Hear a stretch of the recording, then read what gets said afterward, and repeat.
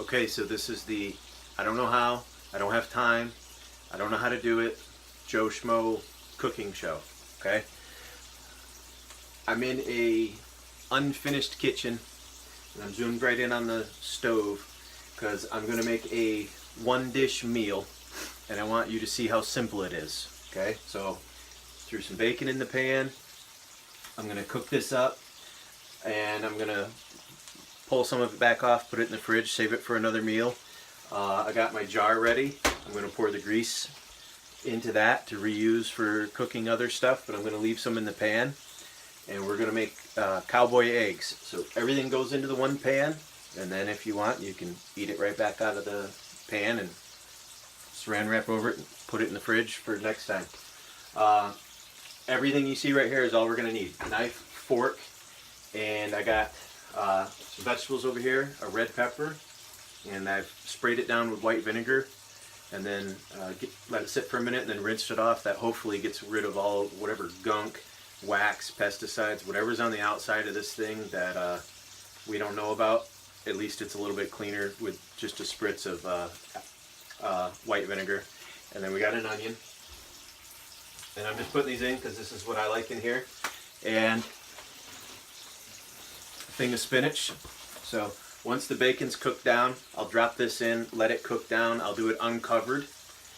So all the steam, all the moisture will leave off, and then the eggs won't be so runny. And then the last thing to go in will be all the eggs. In a pan this size, I'm making about 4 to 6 servings, so I'm going to put a dozen eggs in there. That way I can just throw this in the fridge and I have it for a few days. I can split it up with some other stuff. So, but that's literally all we're going to use right here. So, I'll show you a trick with peppers. It's probably, a lot of you probably already know, but instead of getting all fancy trying to cut these up when we're just going to cook it down, I just push my thumb in, pop that out, and if you're gentle, all the seeds will stay right on there. And we'll shake, and then all the seeds are gone. If you're really in a hurry, don't even bother slicing this up. Just rip it apart, throw it in your salad, throw it in whatever. But today I got time while the bacon's cooking, so I'll slice this up. And the same with onions. You know, they're atrocious to peel. But if you just chunk the ends off,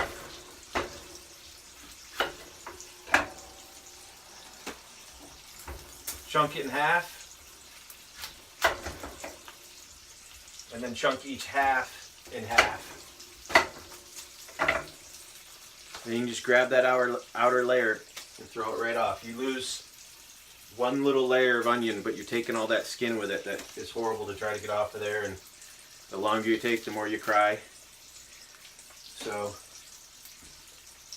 that's off. And since we're going to be cooking all this down, we can just chunk this up, and as soon as the bacon's done cooking, we'll throw that in, we'll throw the spinach in, we'll keep the heat real low. See, I can grab the pan, I can hold on to it. I don't want to pick it up or anything with that, but I got the heat as low as it'll go. And at the last second, I'll crisp that bacon, and I'll turn it back down, I'll throw the vegetables in.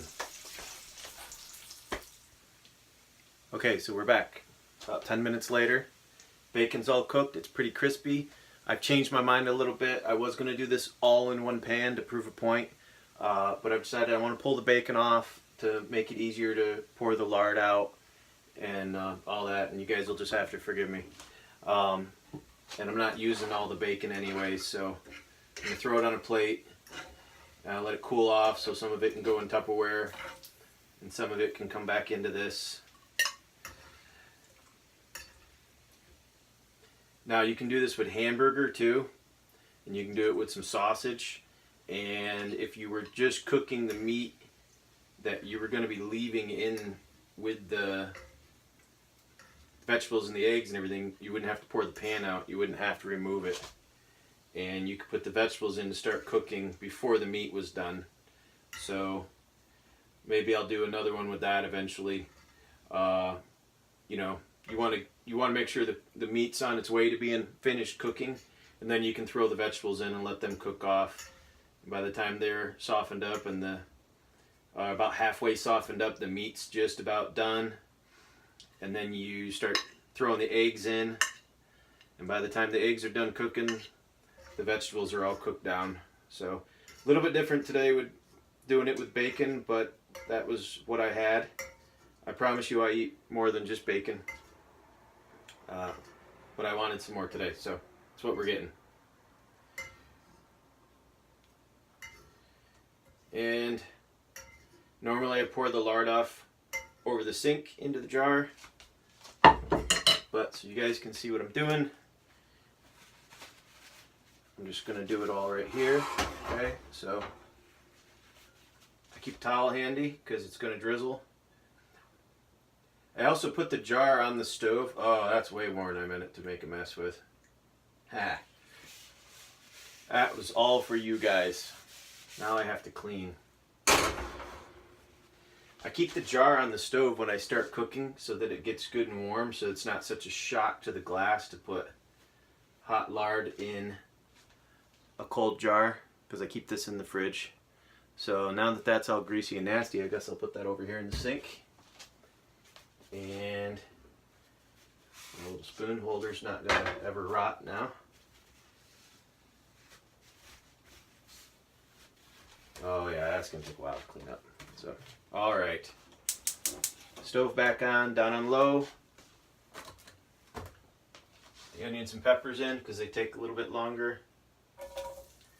Now this is a lot more than you would need for a single meal, but like I said, I don't like cooking just one meal at a time. I like to make enough to make it last for me for a few days. Now, the only other thing I'm going to add that I forgot to have out ahead of time is I have some pre-minced garlic, and I just throw some in to taste. Probably a tablespoon in all of this. So as this cooks down, and for sake of simplicity, I'll just do it right now. There's a lot of water in all these vegetables, so it takes them a little while, and all of a sudden they'll wilt up. So just load the spinach up on there.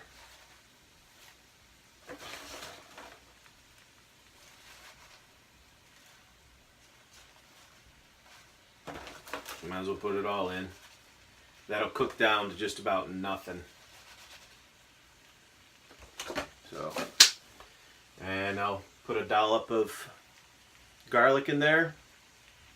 And then once everything's about cooked down, I'll throw the eggs in. When the eggs are just about done cooking, I'll throw some bacon back in the top. Okay, I forgot and stirred it before I turned the video back on, so y'all can go ahead and yell at me. And I did turn the heat up a little bit after I stirred it up, just to get some of this liquid out of here from the onions, the peppers. They leave quite a bit behind. So I turned the heat up from all the way down on low where it was to about 25%, quarter of a turn. Let that cook for a minute while I kept stirring it around. And I'm going to put it back down on the low. And I'm going to put all the eggs in. Okay, now, eggs are an awesome superfood. You get, if I remember correctly, you're getting vitamin A, vitamin K2, and vitamin D3. And there's a few other things you're getting, plus protein and healthy cholesterol. And you're getting it in the proper proportion that your body needs it in. Because I know if you take vitamin A or K2 or D3 out of proportion, your body has to pull the other vitamins out of your system to keep that ratio right, or you can get sick. So if you're eating things like good healthy eggs that have that proportion, you don't got to worry about it. I'm fortunate enough to have friends that have chickens that are free range, and we wheel and deal, and I get my eggs for free or extremely cheap. If you don't have that option, you can still get them at the grocery store that are fairly decent, $2 to $3 a dozen. Yeah, I know you can get really cheap eggs for 99 cents, but you're getting what you pay for. When you can take an egg and the shell just wants to fall apart and there's nothing there, compared to one of these eggs that'll move the cast iron pan as I'm trying to crack it, you know that chicken's getting tons of minerals because this shell is thick. And despite what people want to believe, chickens are not herbivores, or vegetarian, right? You pay extra for these eggs that say vegetarian on them. That's crazy. Chicken's main source of food, if you give them a choice, is bugs and small animals and meat, whatever they can get, and grains and whatever else. So we're going to put all these eggs in, and I'm going to mix that up and then let that cook, and then I'll put the bacon back on top, and we're done just as soon as the eggs look about done. Now, another trick with eggs too is when you're cooking them, when they look like they're almost done, stop cooking them, because they're holding heat and they still cook inside. Same with hamburgers, steaks. You stop cooking them before they're done, because they're going to keep cooking. So I'm going to put all these eggs in, and I'm going to put all dozen in because I cook so much vegetables. But you see how thick that shell is? And the color? These aren't pale, runny yellow eggs. These are dark orange. The shells are thick. We got different eggs because we got different colored eggs. We got different breeds of chickens going on. So little chickens, big chickens. It's a good healthy mix. It's good to vary your diet up with stuff too. So if you're always buying the same thing all the time, or always eating the same thing all the time, even if it's something good and healthy for you, after a while your body can get out of balance because there might be something in that you're missing. So even right down to the chickens feed. They get different mixes of feed, get different breeds of chicken, just variety and seasonal, and mixing it up, and it doesn't have to be complicated. Now I'm just rambling because I have a lot of eggs to crack in them. I don't have background music for you, so you'll have to settle for that.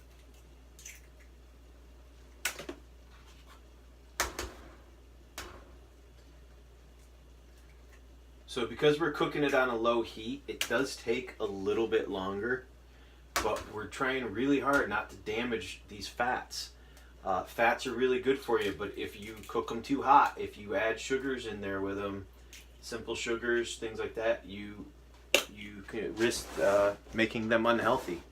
So we want to keep it cooking cool, and the nice thing is because we're cooking it at a low heat, I can walk away from it for a little bit here and there and go do something else. So typically while I'm cooking this, I'm washing my dishes and just doing stuff around and just getting other things done and just walking away, because this is cooking at a low heat. I don't got to worry about it.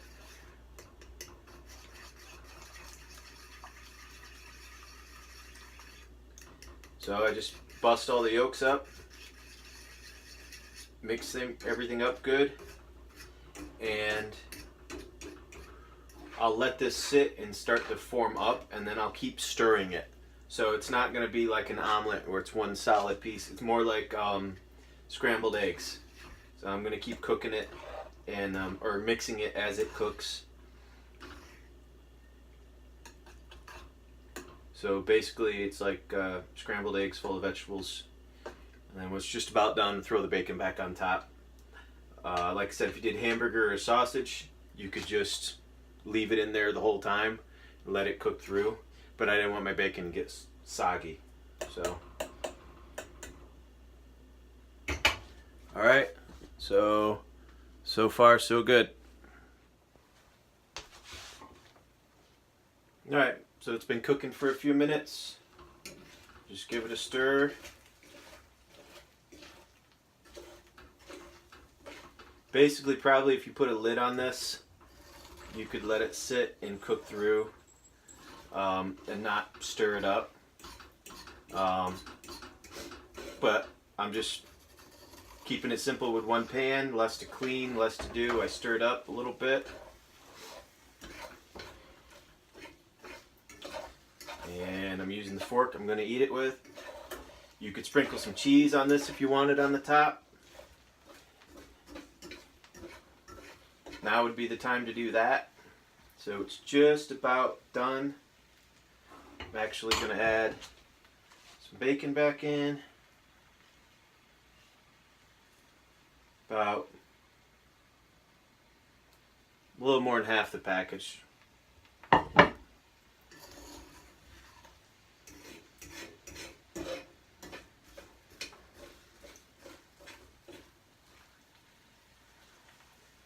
So eggs are just like still a little shiny, a little bit runny in some spots. But by the time I shut this off and let it sit for just a minute, it'll all be cooked. And that's it. Cowboy eggs all in one pan.